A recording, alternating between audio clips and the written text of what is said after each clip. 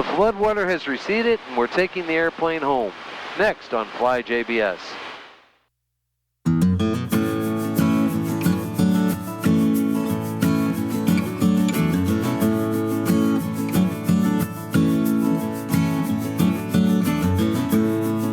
Well, the floodwater has come back down, and it's time to take the airplane home. Now, the major concern is that there's more flooding predicted later this week. They're saying that the crests are supposed to not come up to be high enough to where it would flood my hangar, but we're actually going to fly home and try to make the best of things. It's time to put the airplane inside.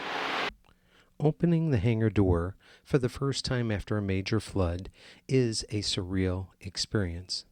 What you see is what awaited me once I opened the door.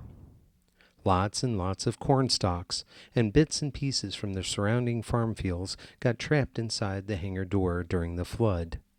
Also, quite a bit of hangar debris, such as a folding chair and an exhaust hose, are mixed in with the corn stalks. The entire airport was a mess, as the brown vertical stripes on the porta potty indicate. The porta potty got upended and was floating in the floodwaters. The taxiway ramp was littered with more corn stalks and even tree branches. Clearly, lots of work needed to be done before the airplane could come back home, and most of the work in my hangar would be mine entirely to complete. Still, the remaining floodwaters were flowing away from the hangar, even if the trash can from my hangar could not yet be retrieved from those floodwaters. Of course, the first question that comes to everyone's mind is how deep did the floodwater get inside my hangar? I checked the debris depth at a number of points. It was 28 inches outside of the hangar.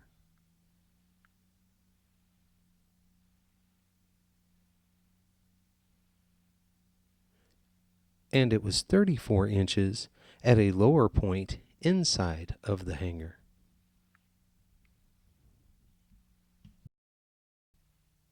Cleanup began as I swept out the entire hangar by hand with a broom.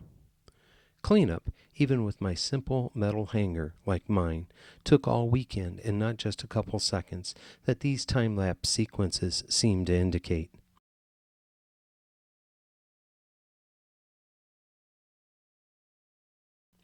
I used a leaf blower to get out most of the big stuff out of the hangar. The airport manager sent a number of messages about the power washing and disinfectant that would occur at a later date. But with severe thunderstorms and hail in the forecast, I figured a dirty hangar was better than no hangar at all.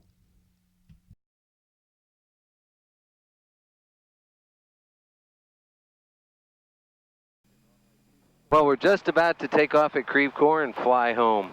We're going to try to do this with the time warp function, so you get to see the entire flight. It's only about a 10-minute flight, so if we do it at a nice quick sort of hop, you'll get to see it all in one clip.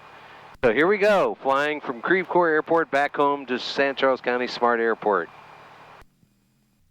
The distance between St. Charles County Smartt Airport and Creve Coeur is only 13 nautical miles, so one sees the entire flight between the two airports. The flight home was uneventful, even if my home airport is still dirty in many places, with at least one taxiway closed due to at least one airplane that has not yet been returned to its hangar. That airplane was tied down on the ramp in an unsuccessful attempt to keep it dry. I may be the first airplane back to Smartt, I don't know. With the crest predicted to rise once again, this may be a somewhat foolish move, but we're going to go ahead and try to move the airplane back and keep it back at its hangar. There is some more storms predicted for the next couple days, and I want it inside just to protect it against the hail. It may not be here for long, but 5382 Delta made it back home safely and was under roof for the severe storms that hit the next day.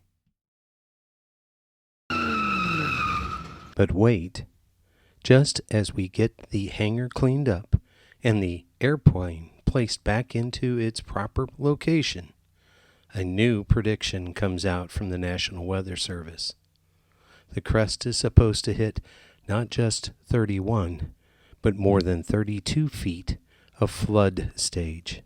That will put at least another 3 feet of water in my hangar. Oh no, all this work for nothing. Thanks for watching and flying with me today. If you enjoyed this video, give it a thumbs up and please consider subscribing to the channel. Flying a small airplane is lots of fun, and sharing my experiences through YouTube videos is just part of that fun. Until next time, may you find blue skies and tailwinds.